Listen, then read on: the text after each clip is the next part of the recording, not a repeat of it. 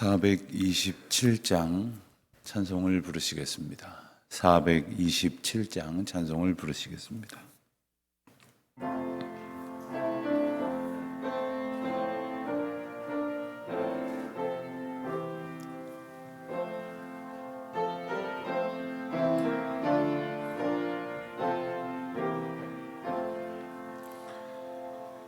마음 가난한 사람 복이 있나니 천국이 그들의 것임이요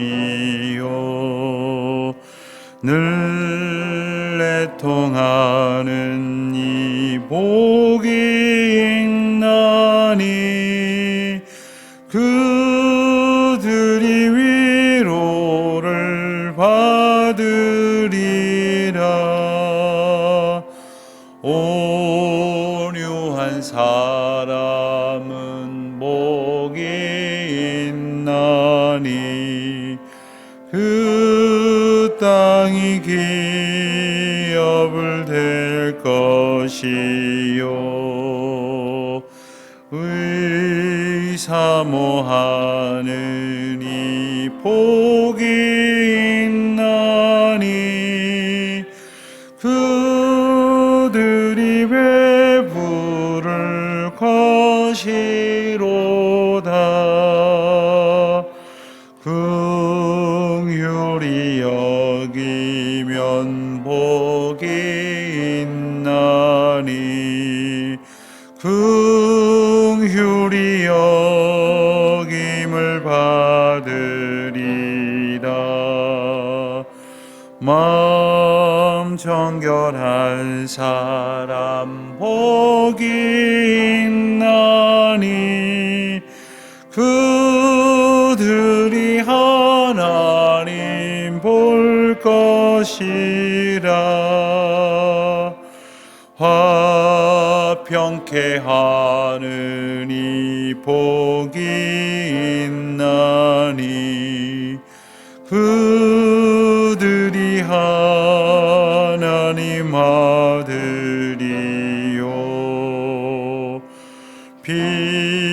핍박을 받는 이 복이 있나니 천국이 그들의 것임이라. 주 위에 욕보면 복이 있나니 하늘의 큰 상을 받으리라.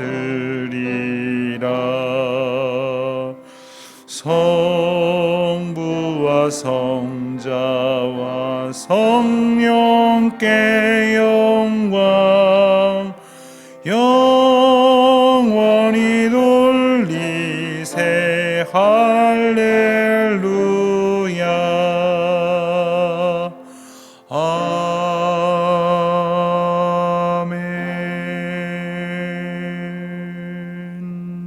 아멘. 기도하시겠습니다. 하나님 아버지, 주님의 크신 은혜와 사랑을 감사드립니다. 저희로 주의 백성 되게 하시고 또 주님의 자녀로, 제자로, 또 하나님 나라의 백성으로 살게 하여 주셔서 이 땅에 발을 딛고 살아가지만 하나님이 다스리시는 하나님의 백성된 삶을 살아갈 수 있도록 오늘도 인도하여 주신 것을 진심으로 감사드립니다. 이 땅에 매몰된 삶이 아니라 땅의 원리를 쫓아서 헤매이는 자들이 아니라 하늘의 원리를 따라 하늘의 은혜의 방법을 따라 살아가는 자들이 되게 하여 주시옵시고 주님께서 복되다 하신 삶을 살기를 소망하는 가운데에 주님께서 기뻐하지 아니하시는 그 모든 삶의 자리와 그 삶의 모습으로부터 떠나 주님의 백성으로 합당한 모습 가지고 살아가는 저희들이 되게 하여 주시기를 기도하옵나이다. 하나님, 지난날 저희들의 삶의 모습이 하나님께서 기뻐하시는 모습이 아니었던 것을 깨달을 때마다 자복하게 하시고 이제라도 깨닫게 하심을 감사드리며, 또 주님께서 일깨워 주신 대로 살고자 결단할 때에 성령 하나님 저희들을 주장하여 주셔서 그러한 생활로 남은 삶을 살 수 있도록 도와주시기를 간절히 기도하옵나이다. 저희는 연약하고 완악하고 어리석어서 알고도 그렇게 살지 못할 때가 참 많습니다. 하나님 간절히 바라옵기는 성령 하나님께서 저희를 붙들어 주시기를 또한 기도드리오며, 또한 주의 백성들을 저희 곁에 허락하여 주셔서 저들이 하나님께서 기뻐하시는 귀하고 바른, 그리고 하나님 보시기에 좋은 공동체가 되어 갈 수 있도록 도우시사, 사람의 말을 의지하는 것이 아니라 성령 하나님이 저희를 이끄시고 도우시는 그 은혜를 기쁨으로 소망하는 자들이 되게 하여 주시기를 기도하옵나이다. 저희는 저희 주변에 그러한 은혜되는 이들이 많이 있기를 바랍니다마는, 저희가 그런 사람이 되어서 또한 저희로 인하여 하나님께서 주시는 복을 더 많은 사람들이 누릴 수 있도록 은혜의 통로로 살아가게 하여 주시기를 기도하옵나이다. 하나님, 복된 사람 되게 하여 주셔서 하나님의 복이 저희로 또 다른 사람들에게 전달되게 하여 주시기를 기도드립니다. 은혜의 통로가 되게 하여 주셔서 저희가 그 은혜를 증거하고 나누고 전달할 때에 저희에게 주시는 더 큰 은총이 저희를 온전한 삶으로 이끌어 주님 앞에 마땅한 찬송을 부르게 하여 주시옵소서. 하나님 아버지, 저희에게 귀하고 복된 믿음 생활의 본을 허락하여 주시기를 간절히 바랍니다마는, 그러한 바램만 그치는 것이 아니라 저희도 본이 되는 삶을 살기를 힘쓰고, 사람이 사람에게 무슨 본이 될 수 있겠습니까마는 하나님께서 허락하신 사랑을 서로 보이고 전하고 나누는 가운데에 서로를 바라봄으로 그리스도의 아름다운 형상이 저희 공동체 가운데에 온전히 선포되게 하여 주시기를 기도하옵나이다. 하나님 아버지, 첫 번째 그리스도인이신 예수 그리스도를 따라서 우리가 온전한 그리스도인의 삶을 살게 하여 주시옵시고, 하나님으로 이 땅에 오신 그리스도의 인도하심 따라서 하나님 나라에 합당한 백성으로 오늘도 살게 하여 주시옵소서. 도처에 전쟁의 소식들이 그치지 아니하고 있는 이 지구촌 곳곳에 슬픔과 아픔의 세태를 주님께서 불쌍히 여겨 주시옵시고, 정말 저들이 속하여 있는 모든 땅에서 하나님의 평안, 세상이 줄 수 없는 하나님의 샬롬이 넘쳐날 수 있도록 인도하여 주시옵소서. 우크라이나에 드리워진 저 눈을 주님께서 거두어 주시옵시고, 하나님께서 기뻐하시는 평화로 온 백성들이 자유케 하여 주시옵소서. 현지에 나가 있는 우리 교우들이 있습니다. 또 우리 국민들이 있습니다. 하나님, 저들이 이때에 기도하는 중에 있사오니 하나님께서 도우셔서 어려움 겪지 않도록 주님 은혜를 베풀어 주시옵소서. 아버지 하나님, 해외에 흩어져 있는 많은 교우들이 또한 있습니다. 지방에 있는 이들도 있습니다. 어쩌면 저희들보다 더 믿음 생활하기 어려운 가운데 있는 이들이 있습니다. 아버지여, 우리 젊은이들, 어린 자녀들, 이 코로나 시대에 다른 것들도 다 어려움을 겪지만 특별히 믿음 생활이 이처럼 나태해지고 게을러짐에도 이것이 당연한 줄로 생각하기 쉬운 이때에 주님의 긍휼을 베푸셔서 주님의 부르심 앞에 날마다 순복하며 기뻐하며 감사하며 찬송하는 자녀들이 되게 하여 주시옵소서. 오늘도 주의 백성들이 흩어져 하루를 살아갈 때에 어디에 있든지 누구를 만나든지 무슨 말을 하든지 주님의 은혜 안에 거하게 하여 주시옵소서. 감사드리오며 예수 그리스도의 이름으로 기도하옵나이다. 아멘. 누가복음 6장 말씀을 보겠습니다. 누가복음 6장 12절부터 26절까지 말씀을 함께 보겠습니다. 누가복음 6장 12절로 26절 말씀, 이제 함께 한 목소리로 봉독하겠습니다. 이때에 예수께서 기도하시러 산으로 가사 밤이 새도록 하나님께 기도하시고 밝음에 그 제자들을 부르사 그 중에서 12를 택하사 사도로 칭하셨으니 곧 베드로라고도 이름을 주신 시몬과 그의 동생 안드레와 야고보와 요한과 빌립과 바돌로메와 마테와 도마와 알페오의 아들 야고보와 셀롯이라는 시몬과 야고보의 아들 유다와 예수를 파는 자들 가룟 유다라. 예수께서 그들과 함께 내려오사 평지에 서시니 그 제자의 많은 무리와 예수의 말씀도 듣고 병고침을 받으려고 유대 사방과 예루살렘과 두로와 시돈의 해안으로부터 온 많은 백성도 있더라. 더러운 귀신에게 고난받는 자들도 고침을 받은지라. 온 무리가 예수를 만지려고 힘쓰니 이는 능력이 예수께로부터 나와서 모든 사람을 낫게 함이로라.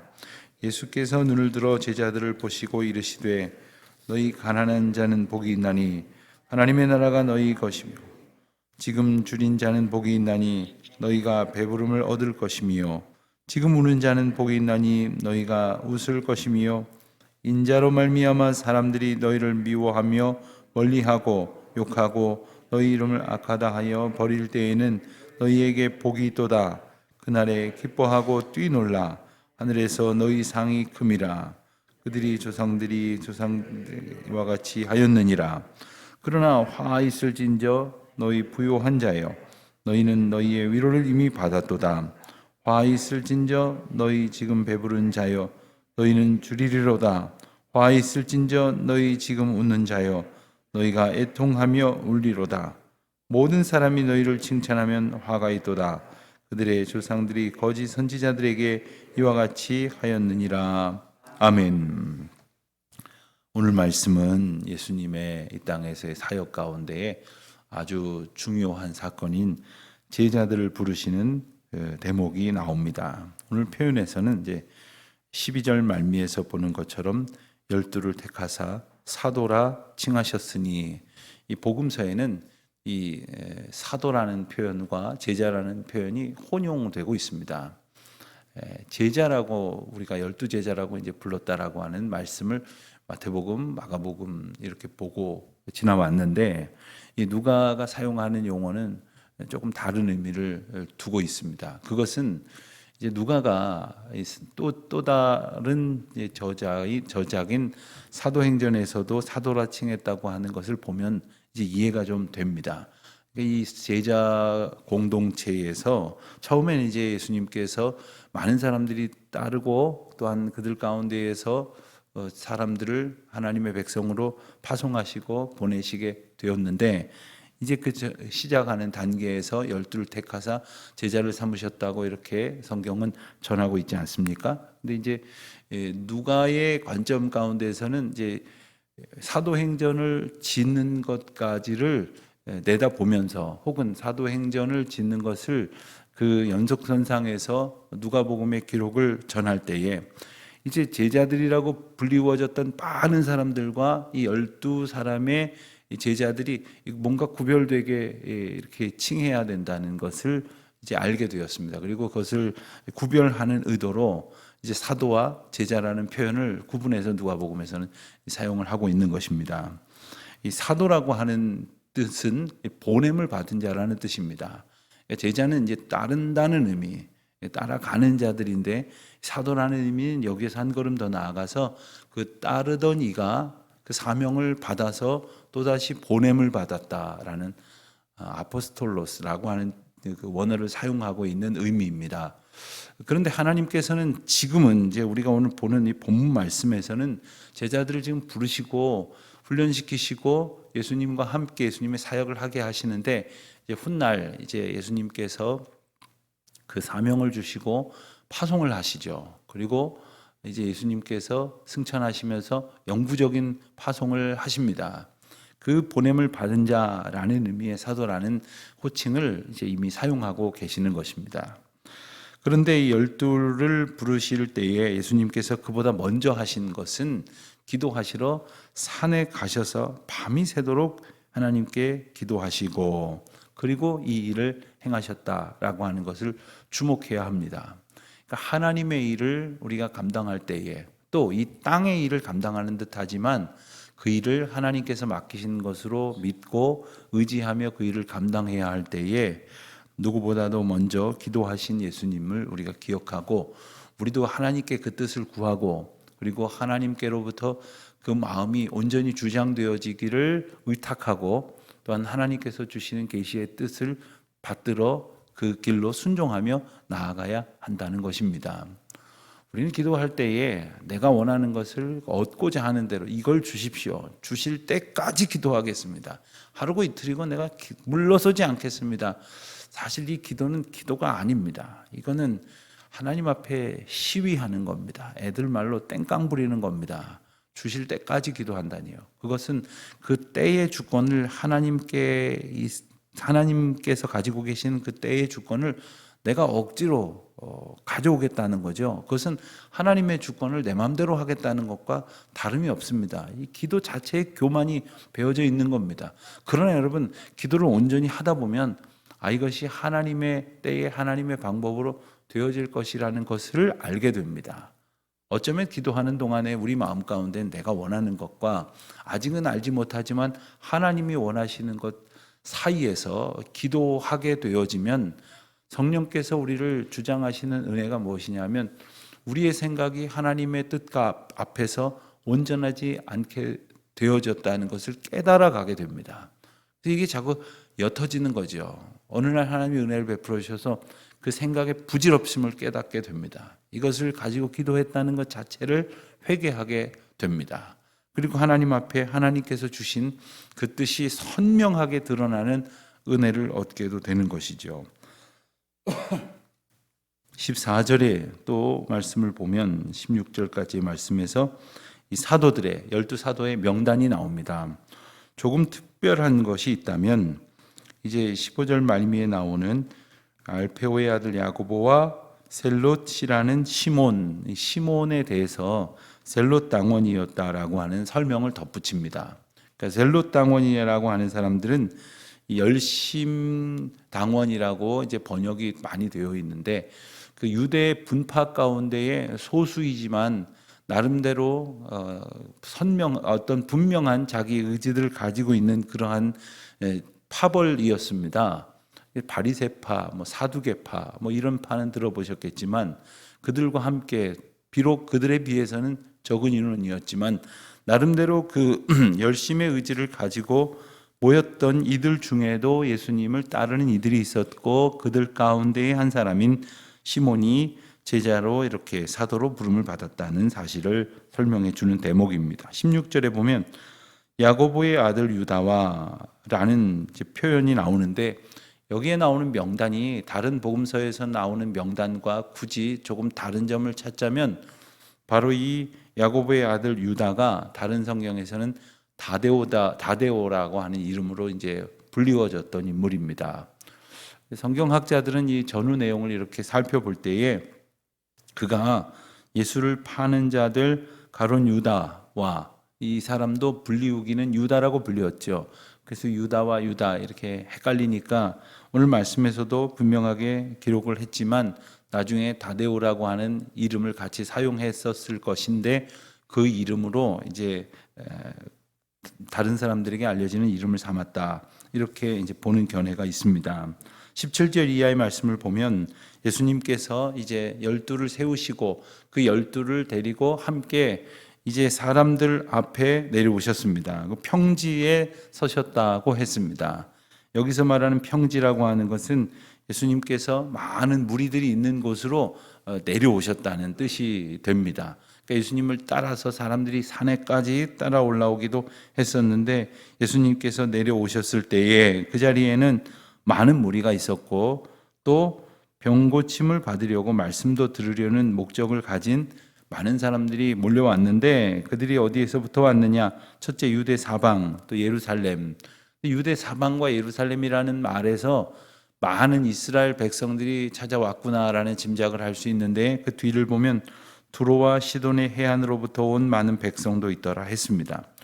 두로와 백성이라고 하는 두로와 시돈이라고 하는 곳의 백성들은 이방인들일 가능성이 큽니다. 이방인들이라고 보아야 할 것일 텐데 그들을 백성 즉 하나님 나라의 백성이라는 표현을 사용하셨을 때 쓴 백성이라는 그러한 호칭으로 부르시고 계시다는 것을 주목해 볼 필요가 있습니다. 이방인들인데 여기서 볼 수 있는 것은 유대인들도 왔지만 이방인들도 왔고, 그리고 건강한 사람들도 물론 있었겠지만 많은 병든 사람들도 있었다 하는 겁니다. 그런데 유대인들과 건강한 사람뿐만 아니라 이방인들과 병든 사람들에게로 예수님께서 나오셨다고 하는 점 한 가지와, 또 이들이 예수님 앞에 나와왔다고 하는 점, 이 두 가지 점에서 우리가 주목할 것은, 이들은 당시에 대표적으로 유대인들과 건강한 사람들에게 있어서 배척당하던 사람들이었습니다. 그런데 그들이 예수님께 나왔다고 하는 것은 두 가지 사실을 마음 가운데 믿고 있었다는 거죠. 이분에게 가면 우리가 고침을 받는다고 하는 사실 한 가지와, 이분에게 가면 다른 이스라엘 사람들처럼 우리를 거절하지 않을 것이라고 하는 사실입니다. 사실 여기에서 교회 부흥의 원리를 우리가 한 가지 생각할 수 있는 것은, 교회는 이 두 가지 사실만 사람들에게 알게 해주면 당연히 부흥할 수밖에 없을 겁니다. 교회에는 하나님이 계시다, 하나님이신 예수 그리스도를 믿을 수 있는 그 길로 나아갈 수 있다, 이 믿음이 한 가지 있어야 되겠고요. 또 교회 가면 내가 그리스도에게 뿐만 아니라 그리스도를 따르는 교회의 많은 그리스도인들에게 환영받는다라는 생각이 있어야 할 겁니다. 그런데 어찌된 영문인지 이 두 가지가 사람들에게 깊이 각인되어 있지 못한 겁니다. 아니, 오히려 부정적인 인식으로 심겨져 있다고 말해도 과언이 아닙니다. 기독교인들이 오히려 그리스도에게로 나아가고자 하는, 또 그리스도께서 인도하시고자 하는 사람들 앞에 이런 면에서 순기능적인 역할을 하고 있는지 깊이 생각해 봐야 될 문제가 아닐 수 없습니다. 많은 사람들은 예수님을 찾아왔고 만났고 만지려고 애를 썼습니다. 그들 가운데에 물론 낫고자 하는 열망에서 비롯되었을지 모르지만 아무데나 가서 아무나 손 붙들고 붙잡으려고 하지 않았을 것입니다. 예수님이 하나님이신 것을, 또 예수님을 통해서 능력이 나타난다는 사실까지를 이제 그들은 알고 또 이렇게 갈망하고 있었던 것입니다. 그런데 예수님께서 바로 이때 뭐를 말씀하시느냐? 네 가지 복과 네 가지 화에 대해서 말씀을 하십니다. 많은 사람들이 예수님 앞에 나와왔고, 그 가운데는 많은 병자들이 있었고 많은 가난하고 불쌍한 사람들이 있었다는 것을 생각을 하면서 예수님께서 제자들을 보시고 말씀을 하셨습니다. 여기서 말하는 제자들이란 앞서 13절에서 사도라고 칭하셨다고 하는 의미와 대조적으로 12이 아니라 거기에 있는 많은 사람들, 예수님을 따르는 사람들을 의미한다고 할 수 있겠습니다. 그리고 그들에게 하나님의 나라의 비밀에 대해서 말씀을 하시기를 네 가지 복과 네 가지 화를 가지고 말씀을 하십니다. 이것은 우리가 마태복음 5, 6, 7장에 나오는 산상수훈과 대조적으로 볼 때가 많이 있습니다. 그것과 유사한 표현들이 많이 나오고 있죠. 네 가지 복은 이렇습니다. 첫째, 가난한 자는 복이 있나니. 이것은 경제적인 의미만을 이야기하는 것은 물론 아닙니다. 마음이 가난한 자라고 하셨던 마태복음에 나오는 것처럼 그 마음은 단지 어떤 인간적인 생각을 얘기하는 것이 아니라 하나님이 주신 심령을 이야기하는 것입니다. 이 심령이 가난하다는 것은 뭐겠습니까? 육신이 가난하다고 하는 것은, 육신이 배고프다고 하는 것은 육신에 먹을 것을 찾겠지만, 우리가 영혼이 가난하다는 생각을 하게 되면 영혼을 배부르게 할 영혼의 참된 양식을 찾게 되겠지요.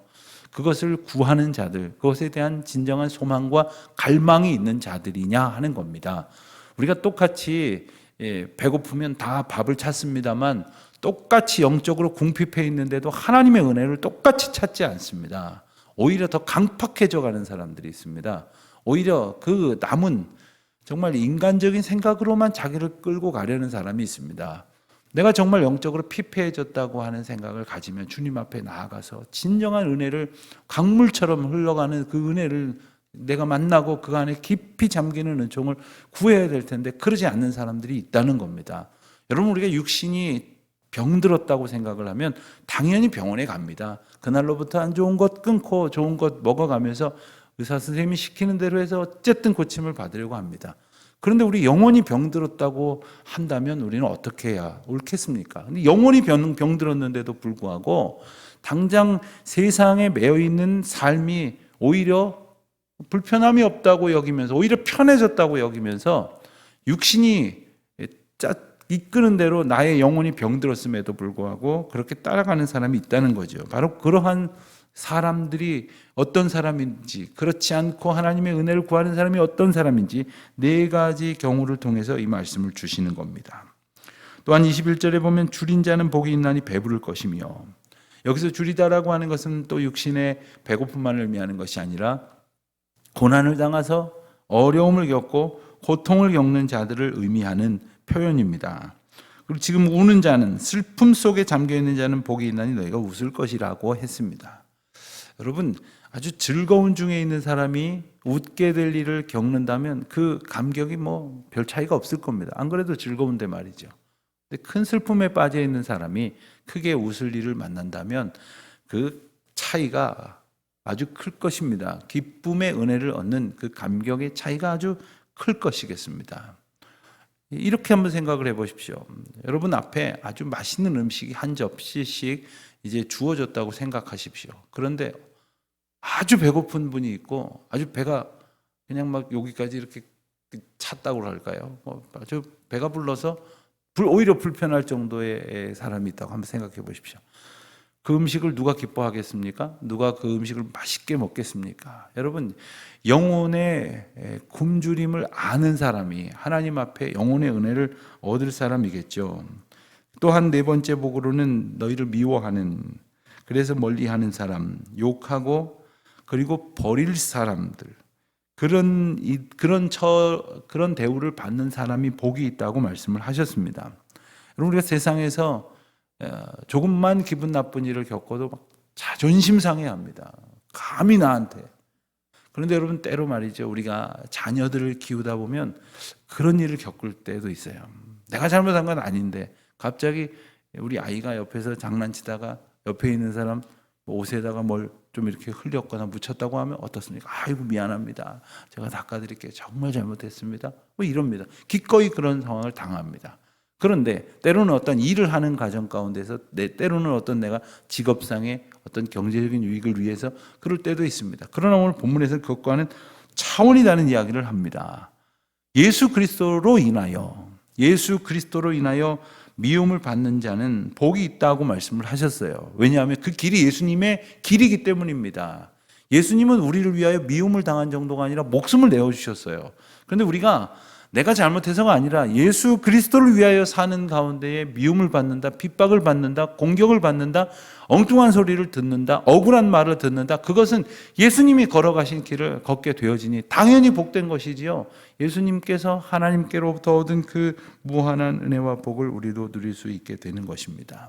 그러나 그와 같은 믿음의 길이 아니라 24절 이하에서 보는 것처럼 부요한 자, 또 배부른 자, 지금 웃는 자, 그것은 주님이 주신 은혜가 아닌 세상의 것으로 만족한다고 여기고 주님의 뜻을 외면하며 살아가고 있는 어떤 사람들을 떠올리게 되는 부분입니다. 게다가 26절 보면 모든 사람들이 너희를 칭찬하면 화가 있도다. 여러분, 우리를 향해서 누가 칭찬하는지 참 중요한 문제입니다. 정말 하나님 앞에 합당하지 않은 사람들이 칭찬을 한다면 어느새 나는 그런 사람이 돼 있는 겁니다. 내가 어떤 소리를 듣느냐에 따라서 내가 어떤 사람인가를 알 수 있는 것이죠. 우리가 세상에서 칭찬 들으려고 하지 말고 하나님에게 칭찬을 들으려고 하는 그 믿음의 소유자들, 또 심지어는 세상으로부터 화를 당하게 된다 할지라도 하나님께서 기뻐하시는 의의 길로 걸어가기를 힘쓰는 사람들에게 하나님께서는 오늘 이와 같은 놀라운 은혜와 평강을 약속하시고 그 기쁨으로 우리를 충만케 하실 것입니다. 그 복과 그 은혜가 넘쳐나는 저와 여러분의 오늘 하루가 되시기를 주님의 이름으로 축원합니다. 기도하겠습니다. 하나님 아버지, 저희를 자녀로 부르시고 제자로 삼으시고 또한 하나님의 사명을 맡은 자로 크고 작은 삶의 자리 가운데에 하나님께서 주신 믿음의 분량과 또 소망을 가지고 오늘 하루도 살게 하시는 줄로 믿습니다. 하나님, 허탄한 것에서 기쁨을 얻으려고 애쓰지 않게 하시고 참된 하나님의 은혜 앞에 감격하는 소망으로 살게 하여 주시옵소서. 세상에서 환난을 당할지라도 주님으로 인하여 넉넉히 이기는 복을 주시겠다 말씀하셨사오니 그 능력으로 주님을 기쁘시게 찬송하며 승리의 노래를 부르는 오늘 하루가 되게 하여 주옵소서. 예수님의 이름으로 기도합니다. 하늘에 계신 우리 아버지, 아버지의 이름을 거룩하게 하시며 아버지의 나라가 오게 하시며 아버지의 뜻이 하늘에서와 같이 땅에서도 이루어지게 하소서. 오늘 우리에게 일용할 양식을 주시고 우리가 우리에게 잘못한 사람을 용서하여 준 것 같이 우리 죄를 용서하여 주시고 우리를 시험에 빠지지 않게 하시고 악에서 구하소서. 나라와 권능과 영광이 영원히 아버지의 것입니다. 아멘.